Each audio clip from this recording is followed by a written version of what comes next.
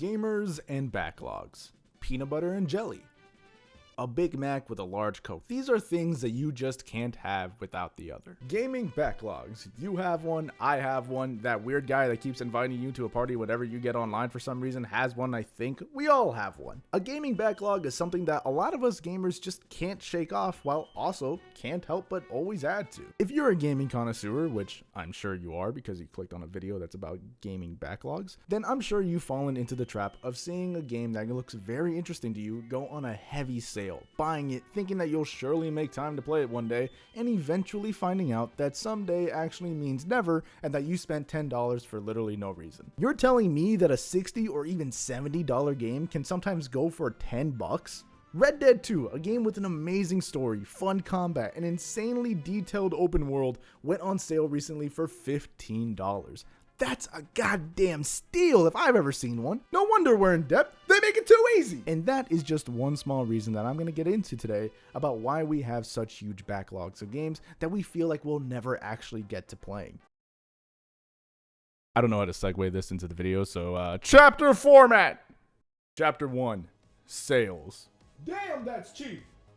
Let's get this one out of the way because I think it's extremely obvious and I kind of already went over it. Sales on games can be extremely good sometimes. Like I said before, some full price games can go on sale from $60 to $40, which isn't too much in the short term, but I think it's a great deal sometimes. A game like ReFantazio has been on my wish list for a year now, and I just saw recently that it went on sale for 45 bucks or something after being released for 70. I didn't get it, but that's just because I know I don't have enough time right now to play a huge JRPG like that. But if I did have time, maybe I would have. I'm not sure. Thankfully I didn't though, because it just got released on Game Pass. So.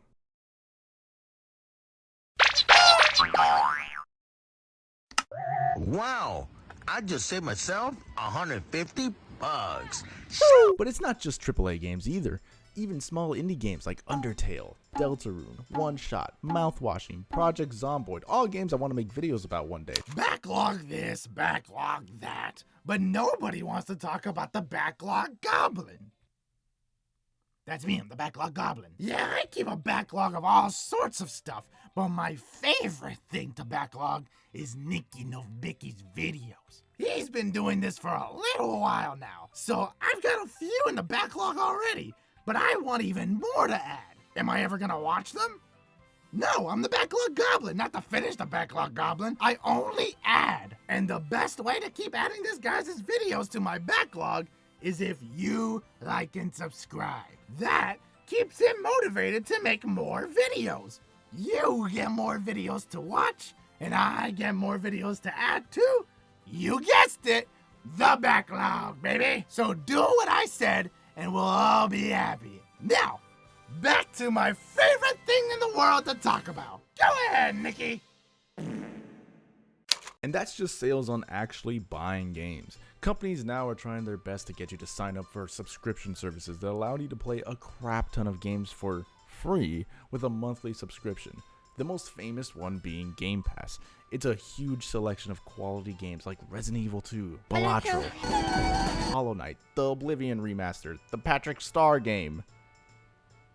The Patrick Star game, guys, or the Patrick Star game for some reason. It's a great deal, all for a pretty good price in my opinion. But if you're an idiot and aren't careful, then you might start thinking of these games as your backlog.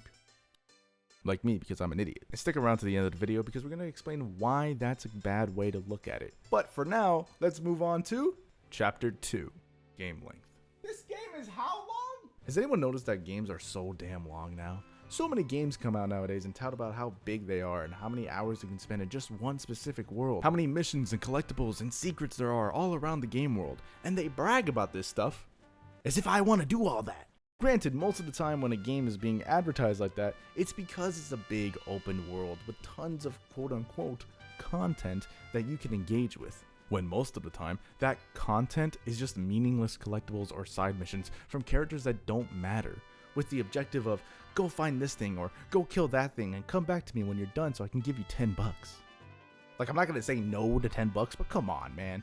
Obviously, there are games like The Witcher 3 that have side missions and a world that are really engaging to be in when you finally step away from the card game, but that's an exception and not the rule. And I don't think that there shouldn't be games that are long as hell and have a lot of extra things to do in them. I mentioned earlier that I want ReFantazio, and that game is 100 hours long.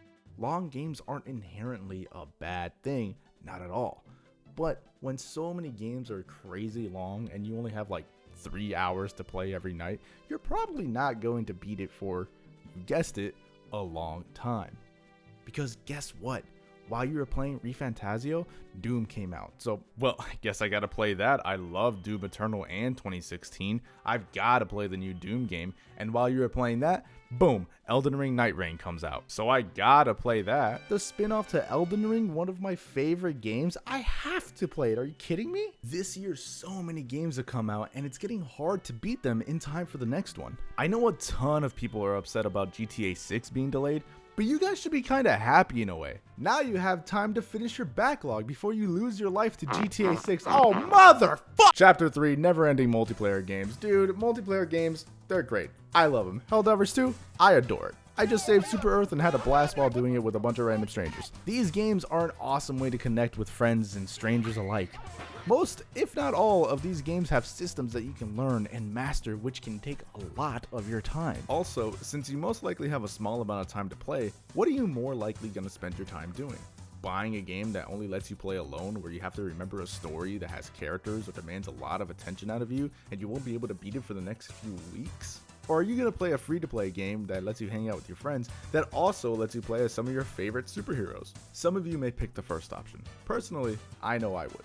But I'm willing to bet most people just want to get home from work and hang out with their friends who live at least 30 minutes away from each other and have limited amounts of time to play as well. So it's no wonder why these games have such huge audiences and why some people play them as much as they do. And not only can you play with friends or find a community, you can even rank up. So many of these multiplayer games have rank systems that allow players to play competitively and earn a rank. And I know you probably already know this, but my mom watches these videos, so I have to explain these type of things to her, okay? So let me just explain what the ranking system is. Sorry. Now, I'm not going to get into the details of ranks and stuff like that, but basically, you can start from a bronze rank and work your way up through playing multiple games and eventually getting a silver rank, then to gold, and then a diamond, and then whatever the game calls its higher rank. It's a very rewarding experience. Not to mention the battle passes that most games have now that reward you for playing every season as well, making it engaging to be in. And there is no beating these games. You can just keep playing and ranking up until you're bored or until the season ends and you'll just start all over again. Maybe they add a new character that you want to play, but you're never going to see the credits because you're not supposed to. And while you're playing and ranking up in Marvel Rivals or Fortnite or fucking Apex if anyone's still playing that, you're not finishing any of the games in your backlog. Some, mind you, that you probably already started but haven't had the time to get to since you're either busy with life or playing Marvel or whatever, which is totally fair. We all have that from time to time, but you can't argue the facts. It is what it is. And the fourth and final reason why you're not finishing that backlog is Chapter 4. You just can't. Let's be honest, you're probably never going to beat a backlog because you just can't beat it unless you're incredibly dedicated.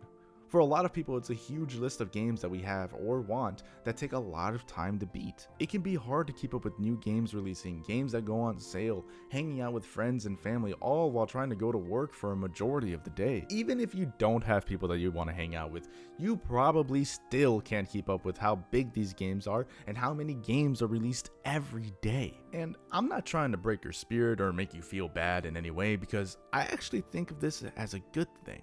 Because when you think of it as a list of games that you have to beat and cross off of said list, it can make some of these games become a chore. I've seen people play a whole 60-hour game just to come out of it and tell me that they didn't really like it all that much, but hey, now it's off their list. Brother, you didn't need to do that. If I'm playing a game in my backlog and 3 hours in, I don't like it, none of it jives with me, or I'm just not into it, you know what I'm gonna do? I'm gonna drop it. Cross it off my list and move on. Games are meant to be played and not be a chore. And I think sometimes we can forget that because we spent money on it. Money can be tight sometimes, believe me, I know. But you don't have to force yourself to play a game if you're not enjoying it anymore. Sometimes I'll be 10 hours into a game and suddenly I just feel done. It happened to me with the Oblivion remaster. The game wasn't bad, I wasn't hating it or anything. I was actually having a great time ignoring the main quest and forgetting what I was supposed to be doing every 5 minutes because I found a new side quest to do. It just happened one day that I felt satisfied. So I stopped playing. I'm not gonna waste my time playing something I don't want to play anymore. I have a backlog I need to get to. Granted, that's easy to say because it was on Game Pass and I didn't even have to spend money on it. So what about Xenoblade X? I bought this game on release. I love the Xenoblade series, it's one of my favorites, but I have yet to beat this entry in the franchise. I have like 20 hours in that game, and I think I'm on like chapter 5 or something. And one day, I just didn't want to play it anymore. I liked it a lot. I even finally got the mech, the thing that the game advertises all the time, and I just stopped after doing so. I'm gonna get back to it one day, but I'm in no rush. It's a video game. There's no gun to my head saying I have to beat it within a certain time frame or even at all. I collect action figures and Gunpla. Does that mean I have to play with them? No, of course not. I play with them because I want to.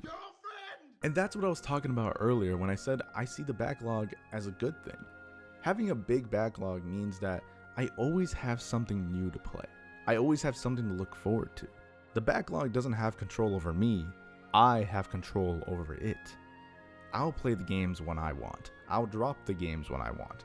I spend the time I have the way I want.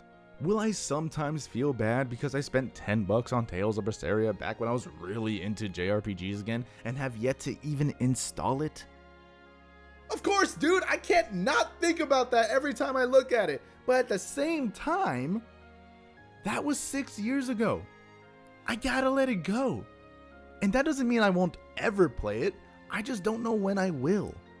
And that's okay. Obviously, don't just buy a bunch of games whether they're on sale or not thinking, oh well, I'll just play it one day and it's better to have them now than never. That's fucking crazy. Don't do that. Just spend your money wisely, alright? You should only buy a game if you think you'll actually like it and play it. But that's just the advice of a guy on the internet who makes videos, draws cartoons, and plays video games all day. So do with that what you will. I guess the moral of this video is, I don't know, just don't let a list of video games, the things that are meant to be played for fun, control your life. Or at least don't let it pressure you to play certain games just because you think you have to. The games will always be there, whether you beat them or not. Don't try to be in a rush to play all of them, because if you do that, you'll be burned out and not even want to engage with the medium anymore. I've done that and it sucks. Literally just enjoy yourself and enjoy the games. It's that simple. Anyways, thanks for watching. If you'll excuse me, I have a lot of not playing with Tales of Berseria that I have to catch up on. See you next time. Bye!